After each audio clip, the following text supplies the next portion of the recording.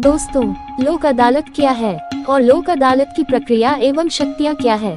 जी हाँ दोस्तों, आज के वीडियो में हम लोक अदालत के संपूर्ण प्रक्रिया के बारे में जानेंगे।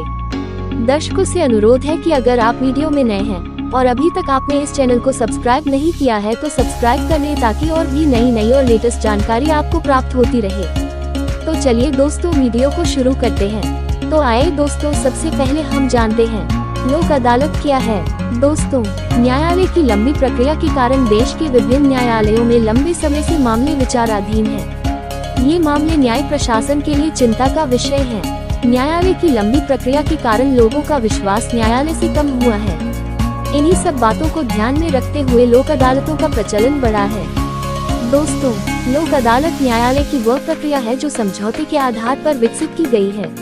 विधिक सेवा प्राधिकरण अधिनियम 1987 की धारा 19 से 22 तक में लोक अदालत संबंधी प्रावधानों को उल्लेखित किया गया है। दोस्तों, विधिक सेवा प्राधिकरण अधिनियम 1987 की धारा 19 में यह उपबंध किया गया है कि उच्चतम न्यायालय विधिक सेवा समिति, राज्य विधिक सेवा प्राधिकरण, उच्च न्यायालय विधिक सेवा समिति, जिला विधिक सेवा प्राधिकरण अथवा तालुका विधिक सेवा प्राधिकरण द्वारा ऐसे स्थान और अंतराल पर लोक अदालतों का आयोजन किया जा सकता है जहां वह ऐसा करना उचित समझे। ऐसी लोक अदालतों में सेवारत अथवा सेवानिवृत्त न्यायिक अधिकारी तथा उतनी संख्या में ऐसे अन्य व्यक्तित्व होंगे जो समय समय पर संबंधित समिति अथवा प्राधिकरण द्वारा विनिर्दिष्ट किए जाएं।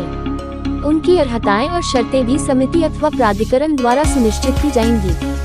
दोस्तों, लोक अदालत का क्षेत्राधिकार की बात करें तो लोक अदालतों को उन सभी मामलों को समझौतों द्वारा निपटाने का अधिकार होता है जो किसी न्यायालय में विचाराधीन है अथवा जो विवाद अभी तक न्यायालय में नहीं पहुंचे हैं। दोस्तों, लोक अदालतों द्वारा ऐसे आपराधिक मामलों का निपटारा नहीं किया जा सकता है जो किसी विधि के अधीन समझौता किए जाने योग्य नहीं है। दोस्तों, लोक अदालत का गठन बहुत से मामलों को इकट्ठा होने पर सुविधानुसार किसी तिथि को प्रचार प्रसार करने के बाद किया जाता है। दोस्तों, स्थायी लोक अदालत जिनमें ऐसे मामले निस्तारित किए जाते हैं जो सदैव समाज में उपस्थित रहते हैं और इसीलिए इसका नाम परमानेंट लोक अदालत रखा गया है।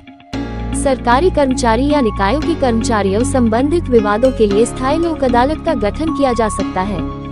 दोस्तों, विधिक सेवा प्राधिकरण अधिनियम 1987 की धारा 20 में यह उपबंधित किया गया है कि जहां कोई पक्षकार यदि यह चाहे कि उसके मामले का निस्तारण लोक अदालत के माध्यम से हो, ऐसा पक्षकार उस न्यायालय में इस आशय का आवेदन कर सकेगा कि उसका मामला लोक अदालत में भेजा जाए। और जब न्यायालय को यह समाधान हो जाता है कि वह मामले लोक अदालत में निपटाए जाने योग्य हैं, तो वह उसे लोक अदालत को भेजने का निर्देश दे सकेगा।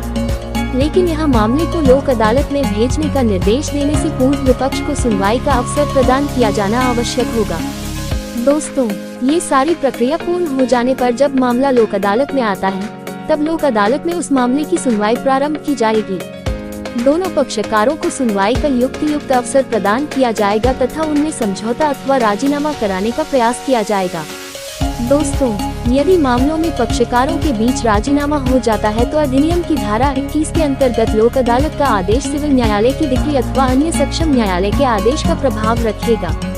दोस्तों, पंजाब नेशनल बैंक बनाम लक्ष्मीचंद राय के मामले में मध्य प्रदेश उच्च न्यायालय द्वारा यह निर्धारित किया गया है कि विधिक सेवा प्राधिकरण अधिनियम 1987 के प्रावधानों के अंतर्गत लोक अदालत द्वारा पारित निर्णय व डिक्री धारा 21(2) के अंतर्गत होगी और उसके विरुद्ध कोई अपील नहीं की जा सकेगी। एवं सलीम अहमद बनाम स्टेट के मामले में उच्चतम न्यायालय द्वारा यह निर्धारित किया गया है कि लोक अदालत में राजीनामे के आधार पर मामले का निपटारा हो जाने के पश्चात प्रथम सूचना रिपोर्ट को दर्ज कराया जाना अनुचित, अवैध एवं अग्रहणीय है।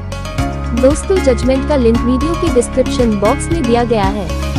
दोस्तों, विधिक सेवा प्राधिकरण अधिनियम 1987 धारा 20 एवं 21 के प्रयोजनार्थ लोक अदालतों को सिविल प्रक्रिया संहिता 1908 के अंतर्गत इन्हें सिविल न्यायालय की शक्तियाँ प्रदान की गई हैं। दोस्तों, लोक न्यायालय में साक्षियों को समन करना एवं उनका शपथ पर परीक्षण करना, दस्तावेजों का प्रकटीकरण एवं प्रस्तुतिकरण करना, शपथ पत्रों पर साक्ष्य का ग्रहण करना, लोक अभिलेख मंगवाया जाना आदि।